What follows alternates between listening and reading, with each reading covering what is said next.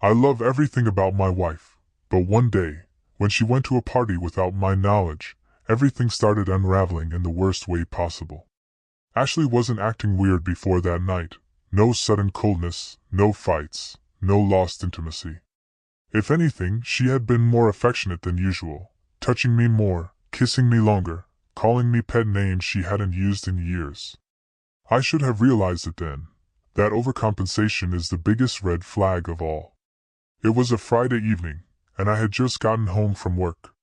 I expected her to be in the kitchen, scrolling through her phone or playing music while cooking, like she always did. But the house was quiet, too quiet. Then I saw the note on the counter. Going out for a little bit. Don't wait up. Love you. No explanation, no details, just that. I grabbed my phone and called her. No answer. I called again, straight to voicemail. A weird feeling clawed at the back of my mind, but I told myself I was being paranoid. She had the right to go out. She didn't need to tell me every little thing. Maybe she was out with coworkers. Maybe her phone died. Maybe I was just being an overthinking idiot. But then I saw her perfume bottle. It was on the counter, lying on its side, like she had been in a hurry. That perfume, expensive as hell, was only for special occasions, fancy dinners, anniversaries. Definitely not a casual night out. Something was wrong. I checked our shared bank account, and my stomach flipped when I saw the charge, $187.45 at a dinner reservation. Not just any dinner, lel. That place had a 3-month waiting list.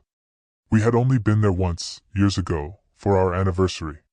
It wasn't somewhere you just casually dropped by. I scrolled through my messages with her. Nothing. No mention of dinner, no mention of going out. I clicked on her location, disabled. Ashley never disabled her location. A cold, sick realization settled in my gut. She was hiding something, and I needed to know what. I got in my car and drove to Lel. It was across town, nestled between luxury hotels and high-end boutiques. The kind of place where businessmen took their mistresses, where expensive wine flowed freely and secrets dripped off tongues between bites of filet mignon. When I pulled up, I didn't even know what I was expecting to find. Maybe I'd see her with friends, laughing over a bottle of wine. Maybe I'd see her sitting alone, waiting for someone who never showed up. But I wasn't ready for what I actually saw. Ashley, sitting at a table near the window, leaning in close to a man I had never seen before. She was smiling, touching his wrist, laughing at something he said, like he was the funniest man in the world, like he was someone special, like I didn't exist. The way she looked at him, I had seen that look before, on our wedding day, on our honeymoon, on the nights she whispered, "I love you," against my neck before falling asleep. She never looked at me like that anymore. I felt my heartbeat in my throat, my vision narrowing like a tunnel. My entire world, the life I thought I had, was crumbling right in front of me. I could have walked away, could have turned around and gone home, pretended I never saw it. But something inside me snapped. I wasn't going to be the fool sitting in the dark while my wife played house with someone else. So I walked inside. The second I stepped into that restaurant, I felt like I was walking into some alternate reality where my marriage had never existed. The dim lighting, the quiet hum of conversation, the clinking of expensive silverware, it all felt distant, like background noise to the one thing I couldn't look away from, Ashley. She was sitting across from him, her body angled toward him in a way that screamed intimacy. One hand rested on the table, close to his, her fingers barely grazing his wrist. Every time she moved, she was laughing at something, some joke, some story, some inside thing that belonged to them, not me. I had seen my wife happy before, but this was different. This was pure adoration, and I knew in that moment, I wasn't supposed to be here. I wasn't supposed to see this, but I did. I walked straight toward their table, every step measured, my pulse pounding so hard I could hear it in my ears. She didn't notice me at first, either of them did. They were too wrapped up in whatever fantasy they were playing out. It wasn't until I was standing right beside her that she finally looked up, and her face drained of color. "Ashley," I said, my voice calm, too calm. She blinked, mouth slightly open, her eyes darting between me and the man sitting across from her. He looked confused, shifting in his seat like he wasn't sure if he should say something or stay quiet. "What are you doing here?" she stammered. I let the silence stretch between us for just a second, too long, watched her squirm, watched the gears in her head turn as she scrambled for an excuse. "I could ask you the same thing," I said finally. Her lips parted, but no words came out. I turned my attention to the man sitting across from her. He looked normal, too normal, late 30s, clean-shaven, wearing an expensive watch and a button-down shirt that screamed, "I have money." "Who's this?" I asked, my tone still neutral. The man had the audacity to hold out his hand like we were about to have a friendly introduction. "I'm Daniel," he said. I didn't shake his hand. Ashley sat up straighter, swallowing hard. "This is just a friend," she said. "A friend?" I glanced at the nearly empty wine glasses, the shared dessert plate, the way her leg was almost touching his under the table. My jaw clenched. "A friend?" I repeated. "So you'd be fine if I sit down?" Her eyes widened slightly. "What?" I pulled out the chair next to her and sat. Just like that, she stiffened beside me, her breathing shallow, her hands folding into her lap like she could physically hide her guilt. Daniel, the stranger, was still staring at me, clearly uncomfortable now. "So, Daniel," I said, leaning back, "how do you know my wife?" He hesitated, looked at Ashley. She gave him the slightest shake of her head, a warning. That was all I needed. I let out a low breath, shaking my head. "Jesus, Ashley." She reached for my arm, her voice dropping to a whisper. "Can we talk about this outside?" I pulled my arm away. "Why? So you can come up with a better lie?" Her nostrils flared. "Lower your voice." That set me off. I let out a dry, humorless laugh. "Oh, I'm sorry. Am I embarrassing you?" I gestured around. "Are you worried people might hear how you lied to your husband to sneak off to some overpriced restaurant with what? Your coworker? Your little boyfriend?" A couple at a nearby table glanced over, pretending not to listen. Ashley's face burned red. "It's not like that," she said. "Then explain it," I said, staring at her. "Explain why you told me you were out with friends. Explain why your location was turned off. Explain why you're sitting here with this guy, looking at him like he's your whole world." She said nothing, because there was nothing she could say. The silence stretched between us, thick and suffocating. And then Daniel, this clueless, smug piece of shit, finally spoke. "Look, man, I didn't know she was married." I turned my head so fast, it almost hurt. "Really? That's interesting, because she's wearing her wedding ring." His eyes flicked to Ashley's hand, to the very obvious gold band on her finger. Ashley snatched her hand under the table, and right there, that was it. That was the confirmation.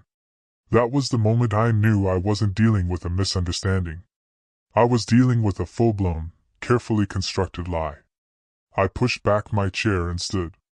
My hands were shaking, but my voice was steady. "Enjoy the rest of your night, Ashley." I turned to walk away. She grabbed my wrist. "Wait." I pulled away from her touch like it burned. "Don't." I didn't wait for her to say anything else. I didn't want to hear whatever pathetic excuse she was about to come up with. I just walked out, my entire world crashing down around me. I don't remember the drive home. I barely remember getting in the car, barely remember starting the engine. My hands were steady on the wheel, my breathing controlled, but my mind was in complete chaos.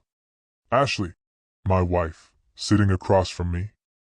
Another man touching her wrist, laughing, like she didn't have a husband waiting for her at home, like I didn't exist, like the last 7 years were nothing but background noise to whatever the hell this was. A friend, that's what she called him. If that was just a friend, then I was the damn president of the United States. The worst part? That little shake of her head when I asked how they knew each other, that silent warning to him as if to say, "Shut up, don't say too much, don't give anything away." That wasn't just guilt, that was calculation. I pulled into the driveway, sat in the car for a second, staring at our house like it belonged to someone else. The porch light was on, glowing softly against the night. The front door, the same door Ashley and I had walked through 1,000 times together, looked foreign. I didn't go inside, not yet. I needed to process, because I knew, the second she came home, she'd have a story, a carefully constructed, well-rehearsed story. She'd walk through that door and pretend nothing happened. She'd take off her shoes, stretch, maybe even tried to kiss me like she hadn't just spent the night lying to my face, and I wasn't sure how I was going to react. So I waited. And she came home exactly 23 minutes later. Her car pulled in next to mine, the headlights sweeping across the driveway. I watched as she sat there for a second, hands gripping the wheel, probably rehearsing what she was about to say. Then, like clockwork, she got out, adjusted her dress like she wasn't just out being a lying piece of garbage, and walked toward the house. I didn't move. I sat on the porch, arms crossed, watching her approach. The second she saw me, she hesitated, just for a fraction of a second, then her face shifted, soft, innocent, confused. "Hey," she said, smiling like she wasn't about to try and gaslight me into another dimension. "What are you doing out here?" I didn't smile back, didn't say anything at first. I just let the silence sit between us, let her squirm under the weight of it. She glanced at the door. "Why are you just sitting outside?" I leaned forward slightly. "Where were you?" Her eyebrows pulled together in a perfect imitation of confusion. "What do you mean?" "I told you I was out with friends." I let out a slow breath, nodding. "Right. Friends." I tilted my head, studying her like she was some stranger I had never met before. "Which ones?" Something flickered across her face, the smallest crack in her perfect mask. She hadn't been expecting that question. She recovered quickly. "You don't know them." I laughed. I actually laughed, a sharp, bitter sound that cut through the night. "That's crazy, because I could have sworn you were having dinner with some guy named Daniel." Boom. Her face dropped completely, and then she started laughing, actually laughing, like I had just accused her of being an undercover spy or some ridiculous, impossible thing. "Oh my God," she said, shaking her head, smiling. "Are you serious right now?" I didn't blink. Didn't break eye contact. Her smile faltered.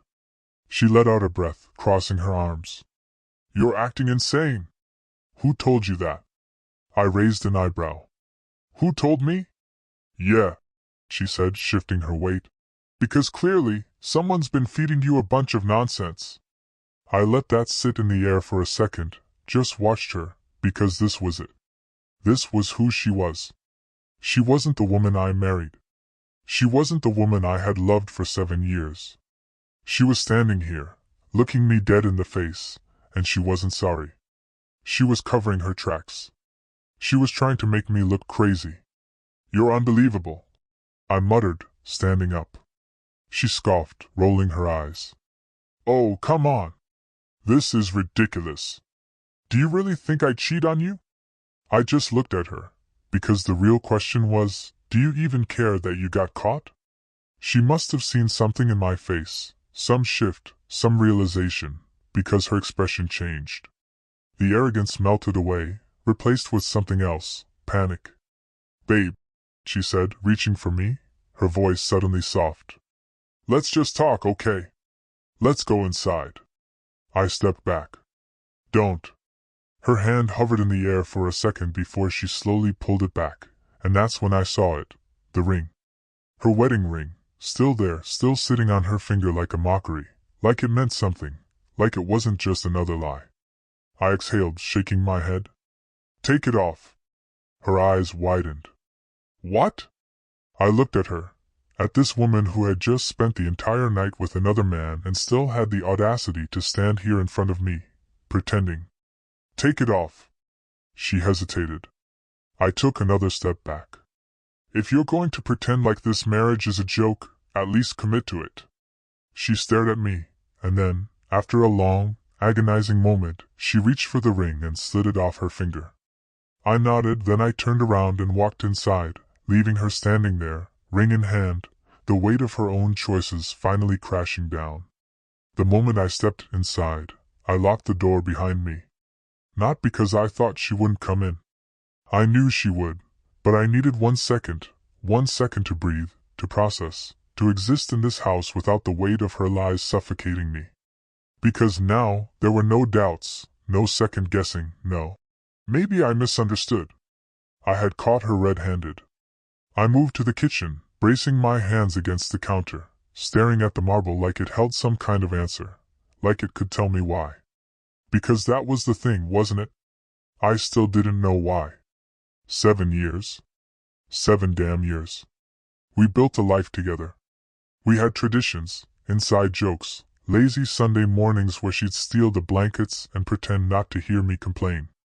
Did any of that mean anything to her? The doorknob rattled behind me. A second later, the key turned, and Ashley walked in. She had put the ring back on. I let out a short, humorless laugh, shaking my head. Seriously? Her fingers twitched at her sides. We need to talk. We don't need to do anything. I turned to face her, arms crossed. I think I got the message loud and clear. She took a step closer. It's not what you think. My head snapped up. Are you actually saying that to me? She swallowed. I know how it looks, but you have to let me explain. Explain? I repeated, incredulous. You mean lie some more? Her nostrils flared. I'm not lying. I let out a sharp breath, pressing my tongue against my teeth, willing myself to stay calm. Fine. Then tell me the truth, Ashley. Who is he? She hesitated, just for a second. But that second told me everything. He's just a friend, she said again, softer this time, like she was trying to convince herself. I clenched my jaw. Try again. Silence. I stepped forward. Was it the first time? Her eyes darted away. That was enough. I let out a breath, nodding. That's what I thought. She bit her lip, shifting her weight. It doesn't mean anything. That did it. That set me off. It doesn't mean anything? I laughed, running a hand through my hair. Are you serious, Ashley? You went behind my back, you turned off your location, you met some guy at a restaurant we went to for our anniversary, and you're standing here telling me it doesn't mean anything? She flinched, just barely, but I saw it. I shook my head, stepping away. God, I can't believe this. I exhaled sharply, gripping the back of a chair. How long? She hesitated again. I turned to face her fully, my voice low. How long? She looked at the floor. A few months. My stomach dropped. I had prepared for weeks, a drunken mistake, a one-time thing. But months? That was an entire second life. I let out a hollow laugh, running a hand down my face. Just... Ashley took a shaky breath. I didn't mean for it to happen. I snapped my head up. You didn't mean for it to happen? I scoffed. You didn't mean to text him, to meet up, to lie to my face over and over? Tears welled in her eyes. I still love you. My stomach twisted. I almost wanted to believe her, almost. But love? Love doesn't look like this. Love doesn't lie. Love doesn't sneak around in hotel bars and candlelit dinners while their spouse is sitting at home, trusting them. I swallowed the lump in my throat. Then why? She hesitated too long, and when she finally answered, it shattered everything. I just wanted something exciting. Silence. The kind of silence that doesn't just fill a room, it chokes it. I took a slow step back, nodding more to myself than her. Exciting? I echoed, my voice oddly steady. Got it. Her eyes widened slightly, like she realized too late that she had just buried herself. I didn't mean. I held up a hand. No, you did. I exhaled, nodding again. You meant it. And you know what? That's the first honest thing you've said all night. Her mouth opened, but nothing came out. I let the silence sit between us, let the weight of everything sink in, and then quietly I said, I want a divorce. Ashley inhaled sharply. Wait. I'm done. I turned, heading for the stairs. I didn't want to hear her excuses. I didn't want to hear her apologies. I didn't care anymore. She rushed forward, grabbing my arm. Just let me explain. I pulled away. You already did. And this time, when I walked away, I didn't stop. Ashley didn't take no for an answer. I barely made it up the stairs before she was on my heels, practically stumbling over herself in her desperation. She wasn't crying, not yet. No, that would come later when she realized this wasn't just a fight. When she realized I was actually done. She grabbed my wrist again. You're being irrational. I turned so fast, she almost crashed into me. Irrational? I repeated, my voice eerily calm. Ashley, I just caught you lying to my face. You've been sneaking around with some other guy for months, and now that I finally know the truth, you want to call me irrational? She opened her mouth, shut it, then after a beat, she exhaled sharply. I made a mistake. I scoffed. A mistake? I let out a bitter laugh, shaking my head. A mistake is forgetting to pick up milk. A mistake is saying something stupid in the middle of a fight. A mistake is not carrying on an affair for months and only stopping when you get caught. Her lips pressed together. It wasn't an affair. I let the silence stretch, gave her a chance to correct herself. She didn't. I tilted my head. Tell me something, Ashley. If I had gone out tonight and found you at your sister's house, like you originally said, where would you be right now? She swallowed. I took a step closer. Would you be in his bed? Her face twisted. That's not fair. I let out a short breath, nodding. That's what I thought. She grabbed my arm again, tighter this time, too tight. I love you. I yanked my arm free. No, you don't. Her mouth parted slightly. Yes, No, I said again, voice sharper this time. You don't get to say that to me. Not after tonight. Not after everything. Her breathing was uneven now, panic creeping into her features. Good. I wanted her to feel that. I wanted her to feel at least a fraction of the wreckage she had just left me with. I turned away, heading for the bedroom. Ashley followed. Of course she did. She moved in front of me, blocking the door like she actually thought she could keep me from leaving. You don't mean it, she said quickly.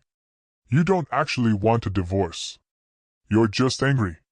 And then, slowly, I smiled, not because I was happy, not because I forgave her, but because she still thought she could talk her way out of this. That's where you're wrong, I said quietly. I've never been more sure of anything in my life. Her breath hitched. I pushed past her, grabbed a duffel bag from the closet, and started packing. Ashley's voice rose. You're not thinking this through. I didn't even look at her. No, Ashley, I am thinking this through. You just don't like the answer. She moved closer. Can't we just? I held up a hand. Stop. Her jaw clenched. You're really just going to throw everything away? I let out a sharp, humorless laugh. Me? I turned to face her fully. I'm throwing everything away. She had the nerve to look hurt. I zipped the bag. I'm staying at a hotel tonight. Her eyes widened. Wait. I slung the bag over my shoulder. We'll talk about the divorce later. Ashley grabbed my shirt. No. You don't get to just walk away. I peeled her fingers off me, one by one. Watch me. And then, for the last time that night, I left her behind. The hotel room was quiet, too quiet. No hum of the dishwasher running in the background, no distant sound of Ashley humming to herself while scrolling through her phone, no warmth of her presence anywhere near me. And for the first time in years, I realized how long it had been since I'd actually felt alone. I sat on the edge of the bed, staring at the wall, trying to process the past few hours. The betrayal. The confrontation. The way she still tried to lie even when the truth was staring both of us in the face. I ran a hand through my hair, exhaling sharply. I was angry, furious. But beneath that, buried under all the resentment and the disgust, There was something else. Lost. Not for her, not anymore, but for the life I thought I had, the marriage I thought I had. That's what hurt the most. Not the cheating. Not the lies. But the fact that I actually believed we were happy, and she let me believe it. My phone vibrated beside me. I already knew who it was. Ashley. I ignored it. A minute later, another text came through. Then another. Then my phone rang. I clenched my jaw, debating whether to throw the damn thing across the room or just shut it off entirely. But I didn't. Instead, I answered. I didn't say anything at first, just let her sit in the silence. She broke first. Of course, she did. Are you really not going to talk to me? She asked, her voice tight. Are you really going to sleep in a hotel like some kind of victim? I closed my eyes, breathed. What do you want, Ashley? You, she said instantly. I want you to come home. I let out a sharp, humorless laugh. Home? I repeated. You think I can walk back into that house and pretend like everything's fine? Her voice softened, manipulative. I miss you. I pinched the bridge of my nose. Ashley, I made a mistake, she said quickly. I got caught up in something stupid, and it went too far. But that doesn't mean I don't love you. It doesn't mean I don't. I stayed silent. She took that as an opening. Just come home. We can talk about this. We can. No. The word landed like a gunshot. Ashley inhaled sharply. What do you mean, no? I leaned forward, elbows on my knees. I mean no. I'm done. There's nothing to talk about. She scoffed. Actually scoffed. You're just going to throw 7 years away over a mistake? I clenched my jaw. You keep calling it a mistake like you tripped and fell into another man's arms. Silence. I let out a slow breath. I don't trust you, Ashley. And if there's no trust, there's no marriage. She exhaled hard, like she was trying to keep her emotions in check. So that's it. I didn't answer because yeah, that was it. And deep down, she knew it too. Ashley wasn't the type to give up easily. I knew that about her. I had seen it in little ways over the years. The way she argued, the way she pushed until she got what she wanted. It used to be something I admired about her.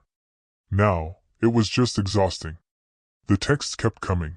Long, desperate paragraphs, short, angry bursts. A full rotation of emotions as she tried to figure out what would get me to break first.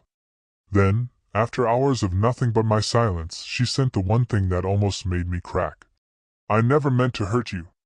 I stared at the words on my screen, my thumb hovering over the keyboard. Because here's the thing, I believed her. I believed that she didn't wake up one day and think, I'm going to destroy my marriage today. But intentions don't mean shit when the damage is already done.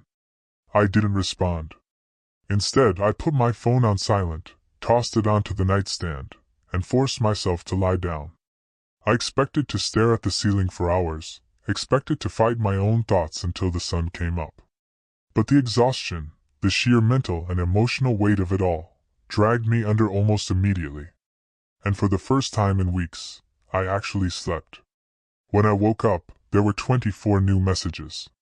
Ashley had shifted tactics. The first few were still desperate. Please, just talk to me. I can't lose you. Tell me what you need me to do. Then, the guilt-tripping started.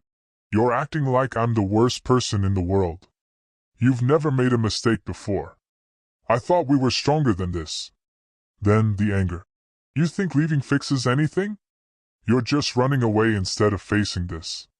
You're being a coward. I exhaled slowly, rubbing a hand down my face.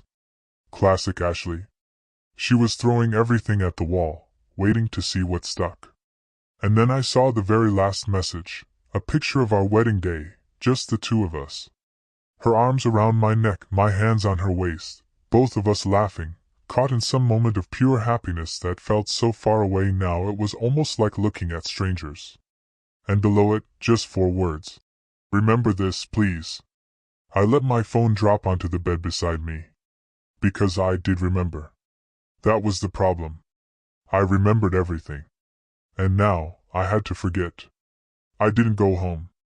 I thought about it, thought about walking through that door, sitting her down, letting her cry, letting her beg, letting her make it my problem to fix. But I didn't. Because for the first time in years, I wasn't putting her feelings first. Instead, I got up, took a long, scalding shower, and stared at myself in the mirror for way too long. Afterward, I looked tired, not just from last night, but from everything. From the years of carrying a marriage I didn't even realize had been falling apart. From loving someone who clearly had no idea what love actually meant. By the time I left the hotel, my phone was still lighting up with her messages. I ignored them. And that's when the next phase of Ashley's game started. She stopped texting, started calling people instead. I knew something was up the second I stepped into my car and saw an call from her sister, Olivia. Then another. Then a text. What the hell is going on? I groaned, rubbing my temples. Here we go. Before I could even decide if I wanted to respond, my phone rang again. Not Ashley. Not Olivia. My mom. I sighed and answered. Hey, are you okay? Straight to the point. I exhaled. I am. There was a beat of silence, then a careful, measured pause. Ashley called me. Of course, she did. I leaned back against the seat, staring up at the roof of the car. What did she say? That she made a mistake, my mom said. That she's devastated that you won't talk to her. I almost laughed. Almost. I assume she left out the part where she's been sneaking around with another guy for months? I said dryly. Another pause. Then quietly. She mentioned something. I shook my head. Unbelievable. She said she wants to fix things. My mom continued. That she's willing to do whatever it takes. I clenched my jaw. She doesn't get to say that. You don't just break someone's trust over and over and then decide you want to fix it when you finally get caught. I said, my voice sharper than I meant it to be. I know, my mom said gently. I'm not saying you should forgive her. I just wanted to hear it from you, to know what actually happened. I sighed, gripping the steering wheel. She cheated, Mom. She lied about it. She tried to gaslight me into thinking I was crazy when I caught her. And when she realized I was actually done, she ran straight to you. Silence. Then finally, I'm sorry. I let out a slow breath. Me too. We talked for a few more minutes about nothing really before I finally hung up. And I knew, deep in my gut, that Ashley wasn't done. She had called her sister. She had called my mother. There was only one other person she had left to call, and I knew exactly what she was going to say. I barely had time to put my phone down before it rang again. Not Ashley. Not her sister. Not my mom. Ryan. My best friend. The guy who had been there through everything. College, my wedding, the highs, the lows, the nights we stayed up talking about the kind of lives we wanted to build. And now Ashley had dragged him into this too. I exhaled hard before answering. Let me guess. Ashley called you? Ryan let out a low breath.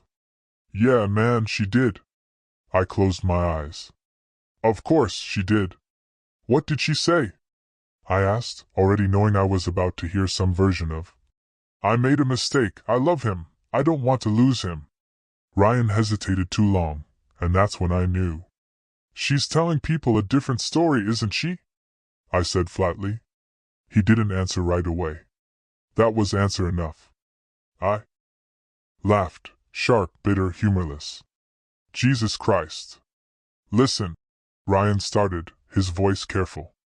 I don't believe her, okay? But I think you need to know what she's saying. I braced myself. Go on. Another pause. She's saying you've been distant. That things haven't been great between you two for a while. I blinked. Excuse me? She's saying you've been working too much, that you stopped making her feel wanted, that she was vulnerable, and this guy, who she swears meant nothing, just filled a void. I gripped the steering wheel so tight, my knuckles ached. Void? She was actually trying to flip this on me? Trying to make people believe I had pushed her into cheating? I let out a slow breath, willing myself to stay calm. And what do you think? Ryan didn't hesitate this time. I think that's a load of shit. I finally let out a breath, some of the tension easing from my shoulders. Good. But I think she's going to keep pushing that story, he continued. She wants people on her side, and if she keeps saying it enough, someone's going to believe her. I scoffed. I don't give a damn what people believe. Ryan sighed. Man, you say that now, but wait until the rumors start. Wait until someone in your circle says, well, maybe she wouldn't have cheated if he had just paid more attention to her. I clenched my jaw, because I knew exactly how this worked. People love a good story, and Ashley, she knew how to sell it. I let out a slow breath. What would you do? Ryan was quiet for a second, then simply, get ahead of it. I frowned. What do you mean? I mean, don't let her control the narrative. Tell people the truth before she twists it into something it's not. Because once she gets in their heads, that's it. That's the version they'll believe. I exhaled. I don't want to make this messier than it already is. Ryan sighed. I get that. But do you really want to sit back while she makes you the villain? I stared out the windshield. No, I didn't. Because I had spent this entire marriage putting Ashley's feelings first, defending her, supporting her, loving her. And now, she was trying to rewrite the story, trying to turn herself into the victim. Not this time. I wasn't going to let Ashley rewrite my story. She had already taken enough from me, my trust, my time, the version of our marriage I thought was real. But this was where it ended. I wasn't going to sit back while she painted me as the distant husband who pushed her into another man's arms. I wasn't going to let her twist the truth into something that made her feel better about what she did. So, I took Ryan's advice. I made the calls. I told my side first. I called my mom, told her everything Ashley left out. I called Olivia, told her how Ashley lied, how she covered her tracks, how she only started feeling guilty the second she got caught. And then finally, I sent one last text to Ashley. I didn't argue. Didn't feed into the endless cycle of excuses. The manipulative, I still love you. The desperate, can't we just talk? I kept it simple. Undeniable. Final. I told everyone the truth. Don't contact me again unless it's about the divorce. That was it. No. Maybe one day we can be friends. No. I'll always care about you. No room for her to twist this into anything other than what it was, the end. For the first time in weeks, my phone was silent. No texts. No calls. No Ashley. And I can't lie, it hurt. Not because I wanted her back. Not because I missed her. But because for 7 years she was my person. The one I shared my life with. The one I thought would always be in my corner. But that person didn't exist anymore. Maybe she never did. And now, I was done grieving her. Because I knew one thing for certain, the next chapter of my life, she wouldn't be in it.